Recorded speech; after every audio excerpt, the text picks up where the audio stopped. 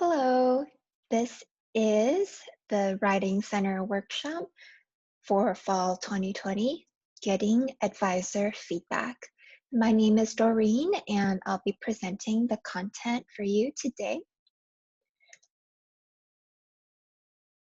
All right, so today's goals, well, just starting with some reflection of your own past experiences. And then we will move closer to thinking about the advisor, the role of the advisor, and thinking more deeply about deconstructing this role and deconstructing the feedback process. And throughout this presentation, we will be doing lots of reflecting and discussing of your own experiences, ideas, concerns, and expectations. All right, so a few disclaimers first. So perhaps some people may believe that in grad school you have options to choose your own boss, as in choosing your own advisor and who you want to work with. But in fact, that's not always the case, and many grad students don't really have choices in who they want to work with. And so it is also important to remember that just as with any working relationship, it is reasonable to expect complexities, conflicts, contradictions, disagreements, and various assumptions or biases that may arise in this context. However, we definitely want to recognize the stresses and conflicts that go above and beyond a healthy working relationship. And that's what we'll be talking about today.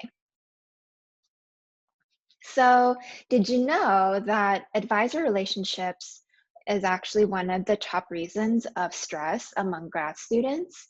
And it is actually one of the top reasons for why many grad students drop out of the program.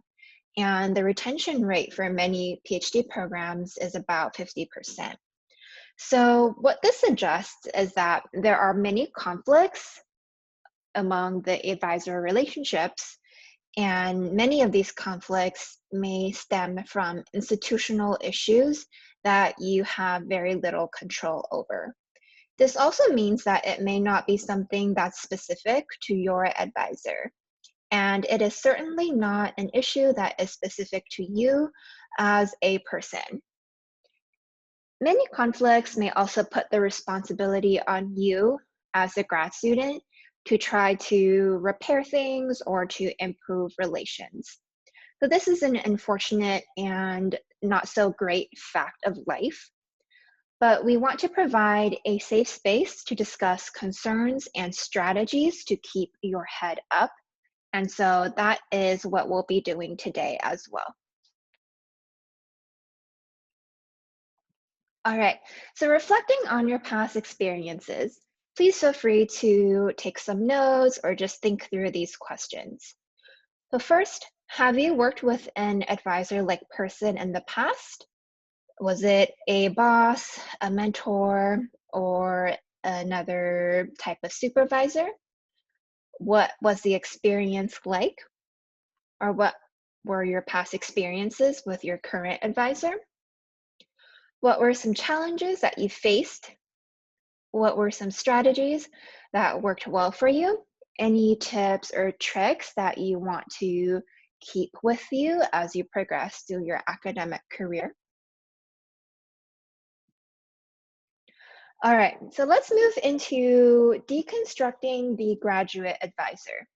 Who are they and what do they do?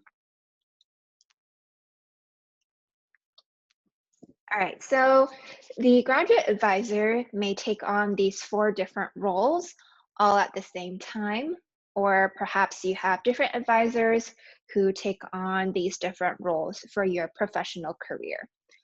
An advisor may be a mentor who guides your professional development. They may also be someone who assesses, evaluates, and approves your work. and allowing your advancement. Your advisor may also be your employer who pays you to do certain tasks. Your advisor may also be a co-author, so someone who writes with you and collaboratively or actively shapes the research project or writing product with you.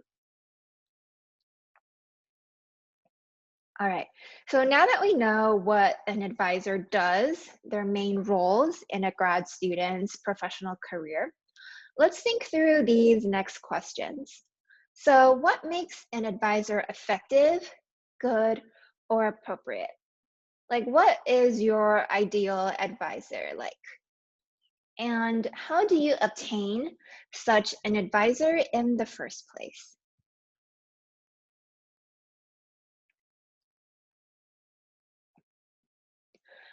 All right, so thinking about the feedback process, there has been quite some scholarship on how grad students work with their faculty mentors. And this is one such piece of writing from Stark Myring. So, since learning to write is learning to participate in the knowledge making practices of research cultures and involves struggling with complex identity issues, that process is not completed overnight. It is a process of development over time. Importantly, for doctoral students, writing is learned through gradually increasing and mentored participation in the normalized discursive practices that constitute the work of the research culture. So, what this means is that these skills of writing, researching, analyzing data, these are skills that take a long time to develop. And it requires all of us to participate actively and to receive mentorship from others, but also perhaps we can mentor others ourselves. And so, another main takeaway from this scholarship thus far is that finished writing products, the bulk of which we see as grad students, it gives the appearance that the writing and research process is effortless. But in fact, there are lots of techniques that people use to produce these projects, and it takes a lot of time to practice and perfect. To your advisor, they have been at this game for a very long time, perhaps, and they are certainly experts in their own field. And so it may be the case that what makes writing good may not be obvious to them, or it may seem obvious to them as talent, but the advisor may not even know what is the best kind of feedback to give you. So let's think a little bit more about feedback. So, how would you describe the feedback that you receive from your current advisor?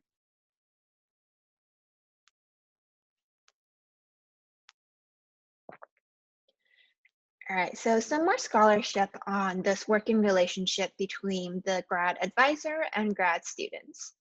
So, teaching writing, particularly the highly specialized writing of advanced science and scholarship, requires a profound sensitivity to, first, the peculiarities of one's discipline, and second, the best ways of introducing newcomers to those peculiarities. So, first, you have to know the discipline very well, and second, you have to know how to teach these specific things of the discipline. And the fact of the matter is, most advisors do not receive substantial training in the teaching of advanced discipline specific writing. And perhaps some advisors learn over time, but many advisors may not always know what is the best way to teach these things because these are great challenges and often very difficult for everyone. And this, again, may not be something that we can resolve immediately by ourselves as grad students. However, what we can do is take some small steps. So we can use vocabulary that will be conducive to more productive conversations. The supervisors face difficulty when they try to turn their procedural or practical knowledge of disciplinary writing into declarative or teachable knowledge so that students can benefit from it. Lacking a linguistic and rhetorical vocabulary for writing, they can do the writing, but they can't talk about it. So again, perhaps many advisors do not really know this kind of vocabulary for writing. So this is perhaps the part that is missing from their training. So let's think once more. What feedback do you want most from your advisor?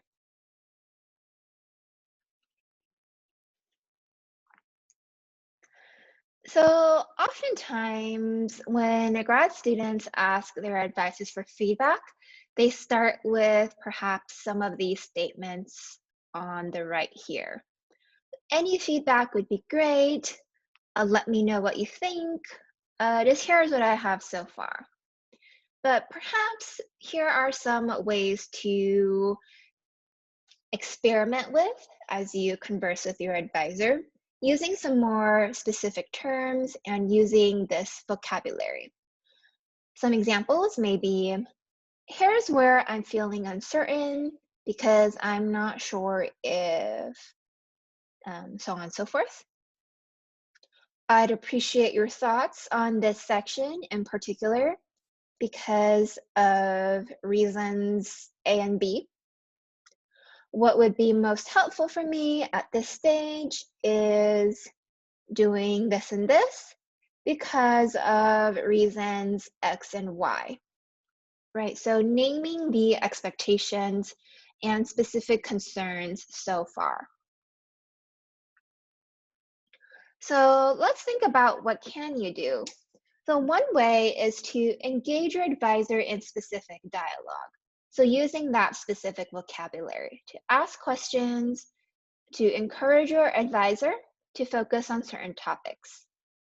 You could also consider making a brief agenda for your advisor meetings so that you are well prepared to prioritize the talking points based on what you need at that point in the process. And lastly, if you didn't get to a high priority topic in your discussion, think about asking your advisor for a follow-up meeting or email to follow up on those points. So let's think about more, if you haven't thought through these things already. So what feedback do you usually get from your advisor? Do you find it helpful? Why or why not?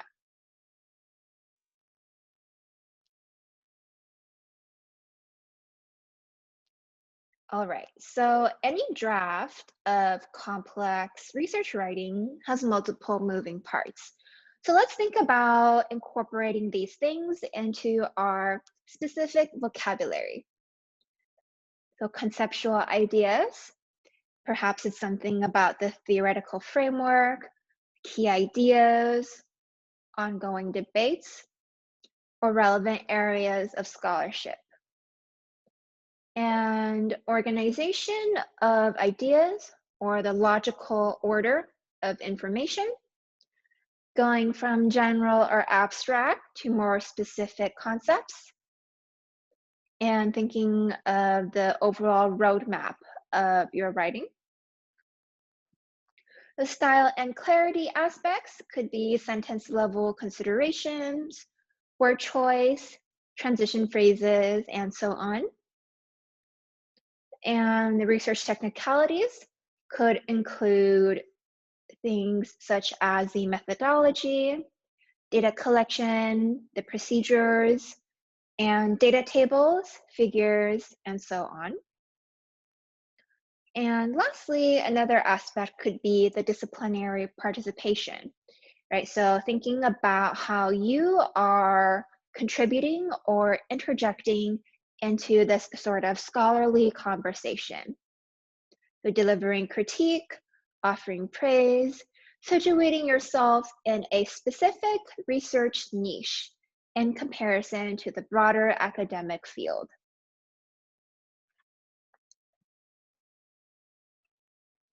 So let's think about, once again, what can you do? So when reading or providing feedback on your work, advisors can offer comments on each or all of these dimensions. However, they may not always be able to distinguish between what's high priority, and they may not be able to really signal that to you in your current process. So you can consider sorting feedback into these categories and then ask more specific questions in those categories to get further details. You could also consider your priorities before you meet with your advisor or send them your work. So just a little bit of preparation, mental preparation could be very helpful. And three, writing some kind of cover letter may also help you and the advisor focus on specific concerns. So this is something that I personally started doing and I find very helpful. Is in the email, I would draft a few key questions that I want to consider and ask them. And I find that it helps keeps our discussions accountable to those questions because I have already listed them out. And so it is reasonable for me to continue encouraging my advisors to help me answer those concerns. So here are some examples of questions that you can raise corresponding to those categories. So conceptual ideas. I chose to connect my work to this theory because of reasons A and B. Do you see any limitations with that approach? And as for organization, so here's my sense of how the section flows. Does anything in that section feel out of place? Style and clarity. So these sentences feel really jargony to me. Do you get that impression? And research technicalities. I didn't include more detail about the modeling because of reasons X and Y. Do you think that opens me up to more critique? Disciplinary participation. So I really take issue with this study because of reasons A and B. Do you think I'm critiquing the work appropriately? So these are just some examples that you can consider trying out in your conversations. So let's discuss a little bit more. So how do you usually get your advisor to work with you successfully? What are some strategies or tips that you want to continue using?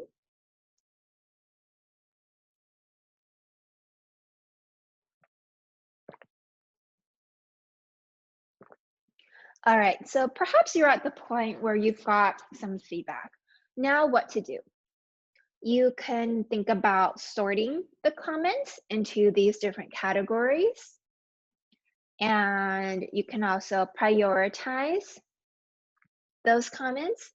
After you have sorted and organized the comments, it's easier to see which parts of the feedback are most critical. You can also evaluate if you still have any questions and see about following up.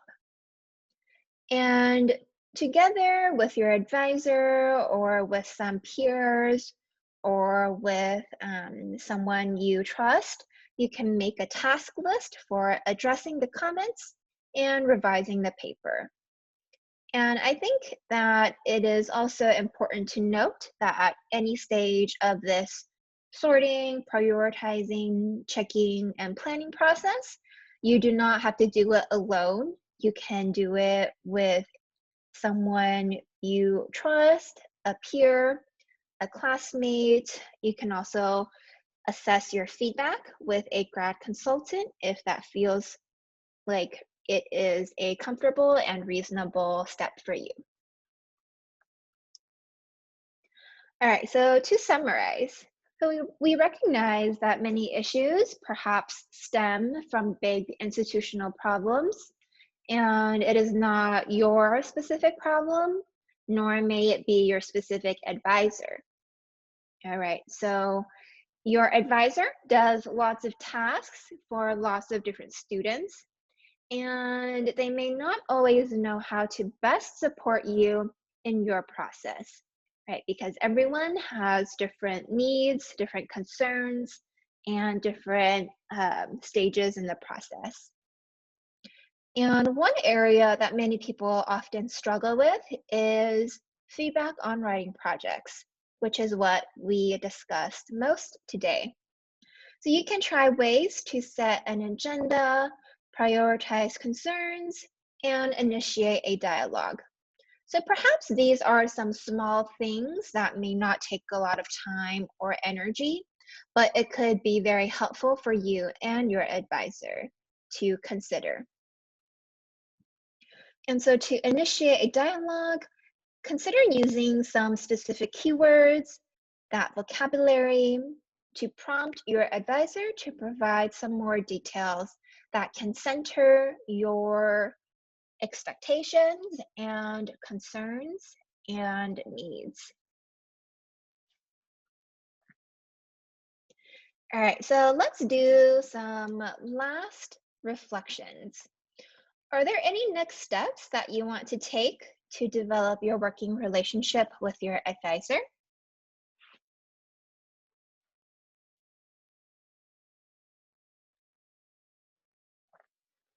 All right, so lastly, hopefully this presentation was helpful for you. And please remember that you do not have to do this alone. At the Writing Hub, we offer lots of services and resources for grad students. We definitely encourage people to make consultations. We also offer daily, weekday writing room in which you can complete some independent work in the presence of other grad students. There are also workshops such as this one that continues to provide a safe space for discussion and some strategies. There are also some writing retreats for grad students who really want an intensive writing room process. So thank you very much for your attention today in this presentation. We know that it is often difficult to really consider our relations with other humans. And so these are just some strategies that we have discussed. Hopefully we have provided a time and space for you to think through your own concerns and your own expectations. And we wish you good luck in all your projects. And thank you again for your time today.